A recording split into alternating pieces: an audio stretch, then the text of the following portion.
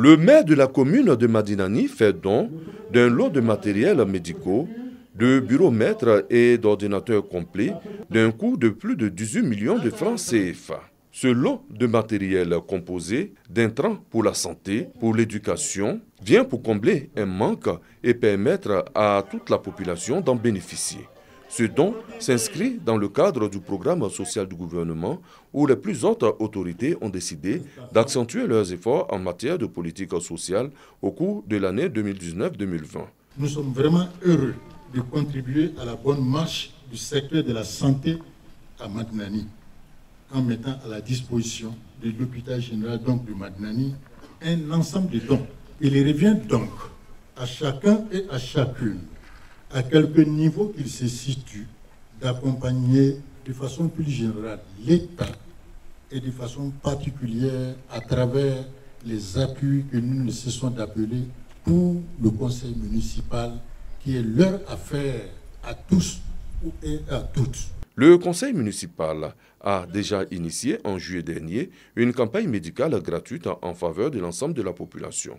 Côté éducation, un don de 865 tables bancs, 10 ordinateurs complets, des valises pédagogiques a été remis au monde scolaire.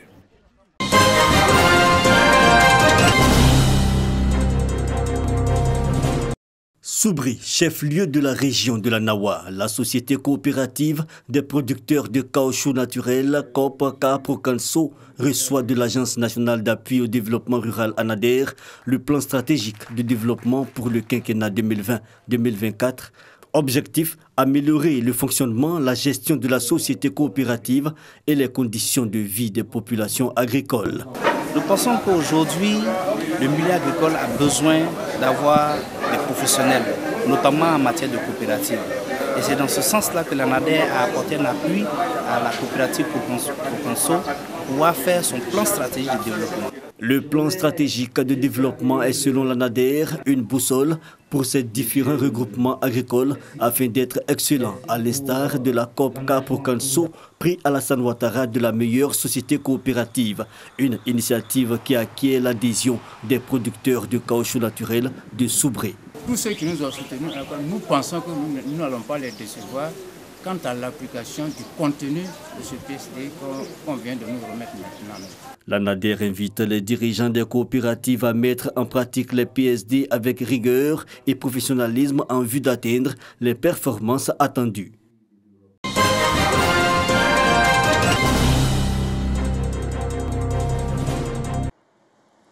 C'est un nouveau visage que la ville de Niakara présente aujourd'hui.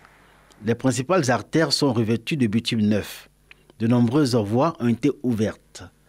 Heureuses et fières, les populations s'accordent pour dire que Niakara est sur le chemin de l'émergence. Elles indiquent toutefois que bien de défis existent encore à relever dans tous les domaines du développement. À l'hôpital, quand tu vas, les matelas même, quand tu accouches où tu dois te coucher là, c'est tout un problème, c'est pas présentable. Les fenêtres même là, c'est la même chose. Donc, en tout cas, c'est pas joli à voir là. Il n'y a pas de douche. On se lave dehors. Quand on accouche, on rentre en brousse derrière. C'est là-bas, on se lave. L'hôpital général de Niakara était un CSU, c'est-à-dire centre de santé urbain, érigé en hôpital général depuis 2010. Les services n'ont pas suivi, donc il y a un manque de bloc opératoire, de services de radio, et puis l'hôpital n'est pas clôturé à telle enseigne qu'il y a une insécurité. Et donc le souhait de tous les agents et même de la population, c'est d'avoir un hôpital de référence avec tous les services et puis une clôture pour assurer la sécurité. Niakara-Mundougou, chef-lieu de département, est le siège du canton Niakara. Canton composé de plus de 15 villages issus des sous-préfectures qui forment ce département. Les anciens racontent que c'est de Kong que sont arrivés les autochtones de cette localité de Tagbana, conduits par le patriarche Niakere, fondateur de Niakara-Mundougou. Aujourd'hui, ville moderne, Niakara attend d'être dotée d'infrastructures en cohérence avec les attentes des composantes de la population. Les travaux qui ont commencé déjà, le bitumage des routes, ceci, cela, et puis bon, la construction, il y a des usines qui sont en train de se mettre en place pour tout. Donc je sais que d'ici peut-être dans 2 3 ans, peut-être il y aura encore plein de belles choses en fait. Bon, actuellement c'est le problème, il y a pas, c'est le problème du travail, c'est l'emploi des jeunes en fait. Il faut qu'on travaille, c'est nous les jeunes, c'est nous qui sommes là actuellement. S'il n'y a pas de baraque, on fait comment? On doit travailler, on doit baraque, comme on le dit. Il n'y a pas l'eau, il n'y a pas de courant. Le courant même en tout cas, c'est vraiment même, vous voyez, on a pris le courant, moi, tout voyez les fils. Même la source ici dans ce quartier, il n'y a pas l'eau. Ouais. Là, ils sont obligés d'aller prendre l'eau à quelque part. Ceux qui ont les moyens en tout cas, ils prennent les tuyaux à quelque part pour envoyer ça dans le quartier. C'est un nouveau départ que les populations de Niakara entrevoient avec les nouveaux acquis de la ville, non sans espoir de voir leurs attentes comblées. Notre barrage est toujours à sec pendant la saison sèche. Et le salut pour Niakara, c'est le barrage de Kafiné qui doit être connecté à la ville de Niakara pour alimenter Niakara. C'est notre gros problème aujourd'hui. Et le bloc opératoire aussi, parce que nos malades sont partis à Korogo, Katula ou Boaké. Et le plus souvent, beaucoup décèdent dans un coup de route. C'est malheureux. Voilà, nous sommes très contents d'accueillir ce bloc opératoire. Niakara Mondougou peut également compter sur un de ses atouts, sa position de ville carrefour. Depuis toujours, la ville attire du monde, à l'exemple des travailleurs de la mine de diamants de Tortilla et de nombreux chercheurs clandestins dans les années 70 à 80. Aujourd'hui encore, des clandestins chercheurs d'or sont établis à Niakara, grossissant la population, mais leur présence est diversement appréciée. Question d'orpailleurs, moi-même je suis contre. Il faudrait que je dise la réalité parce que c'est des gens qui viennent exploiter notre or et ils s'en vont, des individus. Mais vaut mieux que l'État pense à ça, donner les sites à d'autres personnes qui peuvent exploiter des usines pour que la jeunesse puisse travailler, tel que le cas de Tongon. Voilà. D'où Niakara n'a même pas bénéficié de Tortilla aussi. On est peiné. C'est notre noyau gâté. C'est qu'on va dire, mais ceux-là, ils doivent être riches avec les diamants, mais c'est d'autres qui ont pris. Au niveau de Niakara, mais on veut qu'il y ait vraiment, ils nous donnent quelques kilomètres pour faire les voies de la ville de Niakara. Et en même temps, on a un autre souci, l'électrification. Si la nuit, vous trouvez, il y a des quartiers qui sont bien bâtis, mais il n'y a pas d'électricité. En peu d'années, Niakara Mondougou a connu une évolution remarquable grâce à l'action de l'État. Reste aux élus, fils et cadres de cette localité, de poursuivre cette action afin de hisser Niakara au rang de ville de progrès. «